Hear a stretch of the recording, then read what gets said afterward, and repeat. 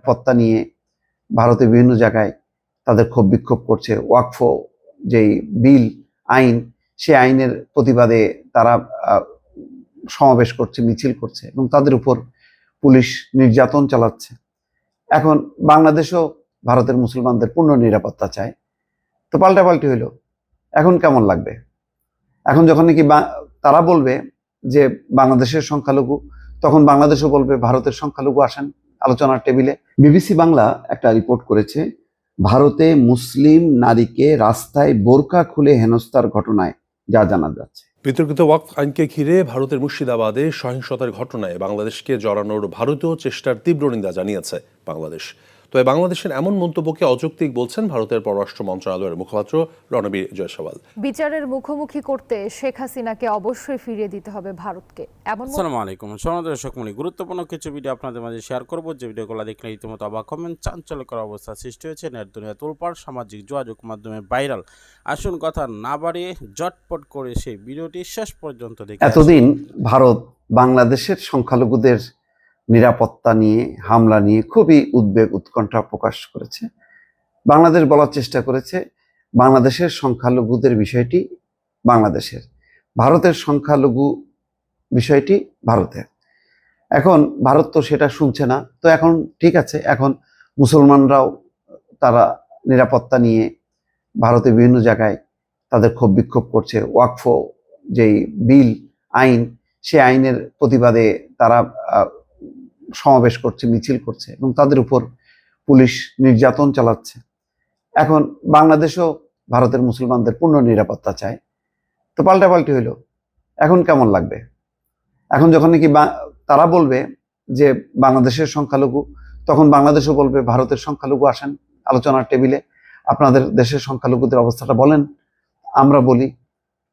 এখন আমার ধারণা যে একতরফা ব্যাটিং, সংখ্যালঘু নিয়ে ভারতের একতরফা ব্যাটিংটা বন্ধ হইল, বা একতরফা ব্যাটিং এর পাল্টা ব্যাটিং, অর্থাৎ তোমরা তোমাদের ইনিংসে পুরো ব্যাটিং করে যাচ্ছ বাংলাদেশের বিরুদ্ধে। হ্যাঁ, এখন বাংলাদেশের ইনিংস যখন আসবে তখন বাংলাদেশও পুরো ব্যাটিং করবে। এখন কেমন লাগবে এটা বোঝা উচিত। কোনো কিছুই বাড়াবাড়ি ভালো না। বাংলাদেশের যে আজকেই বলছিলাম যে একটা ঘটনা, ওই যে এক শিল্পী যে শেখ হাসিনার প্রতিকৃতি বানালো সে পয়লা বৈশাখের দিন, তখন তার মানবেন্দ্র তার বাড়িতে হামলা করলো। ওই হিন্দু মধ্য খ্রিস্টান ঐক্য পরিষদ চুপ, এটা সংখ্যালঘু নির্যাতন না। ভারতও চুপ, এটা সংখ্যালঘু নির্যাতন না। অথচ সে মানবেন্দ্র ঘোষ পরিপূর্ণভাবে হিন্দু। কিন্তু এটা এই মানবেন্দ্র ঘোষের উপরে যদি 5ই আগস্ট বা তার পরবর্তী সময় হামলা হতো, তখন হয়ে যেত এটা সংখ্যালঘু নির্যাতন। এখন যে হামলাটা হলো, তার বাড়িটা পুড়ায় দিল, এটা মানে সংখ্যালঘু নির্যাতন না। তো এদের হলো এই একচোখা সংখ্যালঘু নির্যাতন। তা আজকে আমি মনে করি যে এটা একটা ষোলকলাপূর্ণ হলো যে ভারত এতদিন পর্যন্ত শুধু বাংলাদেশের সংখ্যালঘু নির্যাতন নিয়ে বলে যাচ্ছে, আর এখন পুরো ভারত জুড়ে মুসলমানরা কেন নামলো? ওই ওয়াকফ বিলের বিরুদ্ধে যদি বিজেপি প্রতিবাদ করতো, তারা রাস্তায় নামতো, তাহলে বোঝা যেত যে না, মানে ভারত একটা অসাম্প্রদায়িক দেশ, সেখানে মুসলমানদের অধিকার ক্ষুণ্ণ হয়েছে, ফলে বিজেপি মাঠে নেমে গেছে। কই, বিজেপি তো নামে নাই, বরং বিজেপির ওই নেতাকর্মীরা হামলা চালাচ্ছে, যোগী আদিত্যনাথ বগল বাজাচ্ছে এবং বলতেছে যে তার রাজ্যে যত মানে মুসলমানদের সম্পত্তি আছে সব সম্পত্তিগুলি এগুলি বাজেয়াপ্ত করা হবে। আর ভারত কেন্দ্রীয় সরকার কি করতেছে? বিক্ষোভ দমনের নামে মুসলমানদের উপর নির্যাতন চালাচ্ছে, লাঠিচার্জ করতেছে, আহত নিহত হচ্ছে সেখানে। এখন বাংলাদেশও বলতে পারে, কারণ সংখ্যালঘু তো সেখানেও আছে, বাংলাদেশও আছে। তো বাংলাদেশের সংখ্যালঘুদের ব্যাপারে ভারত যদি বলতে পারে, তো ভারতের সংখ্যালঘুদের ব্যাপারে বাংলাদেশ কেন বলবে না? সেই বলা বলি এখন চলতেছে। পশ্চিমবঙ্গের মুর্শিদাবাদে সাম্প্রদায়িক সহিংসতার ঘটনায় বাংলাদেশকে জড়ানোর ভারতের চেষ্টার তীব্র প্রতিবাদ জানিয়েছে অন্তর্বর্তীকালীন সরকার। পাশাপাশি দেশটির সংখ্যালঘু মুসলিমদের পূর্ণ নিরাপত্তা নিশ্চিত করার আহ্বান জানানো হয়েছে। প্রধান উপদেষ্টার প্রেস সচিব শফিকুল আলম বৃহস্পতিবার বাসসের কাছে অন্তর্বর্তীকালীন সরকারের এই অবস্থান তুলে ধরেন। তিনি বলেন, মুর্শিদাবাদের সাম্প্রদায়িক সহিংসতায় বাংলাদেশকে জড়ানোর যে কোনো চেষ্টাকে আমরা দৃঢ়ভাবে প্রত্যাখ্যান করি। শফিকুল আলম বলেন, বাংলাদেশ সরকার মুসলমানদের উপর হামলা এবং তাদের জানমালের নিরাপত্তা হানির ঘটনার তীব্র নিন্দা জানায়। তিনি বলেন, আমরা ভারত সরকার এবং পশ্চিমবঙ্গ সরকারকে সংখ্যালঘু মুসলিম জনগোষ্ঠীর পূর্ণ নিরাপত্তা নিশ্চিত করার জন্য সব ধরনের পদক্ষেপ গ্রহণের আহ্বান জানায়। ভারতের বিভিন্ন সংবাদ মাধ্যমের প্রতিবেদন অনুযায়ী গত সপ্তাহে মুসলিম অধ্যুষিত মুর্শিদাবাদ জেলায় নতুন ওয়াকফ আইনের নিয়ে প্রতিবাদ বিক্ষোভ চলাকালে সহিংসতা ছড়িয়ে পড়ে মালদহ, মুর্শিদাবাদ, দক্ষিণ 24 পরগনা এবং হুগলি জেলায় এই বিক্ষোভ ছড়িয়ে পড়ে। এসব এলাকায় আগুন লাগানো, ইটপাটকেল নিক্ষেপ এবং রাস্তা অবরোধের ঘটনা ঘটে।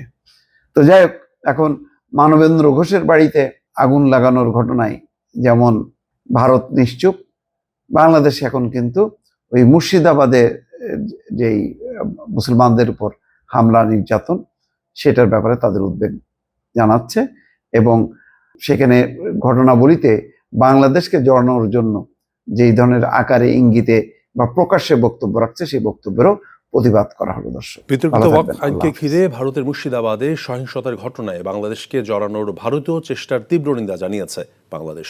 তবে বাংলাদেশের এমন মন্তব্যকে অযৌক্তিক বলছেন ভারতের পররাষ্ট্র মন্ত্রণালয়ের মুখপাত্র রণবীর জয়সওয়াল।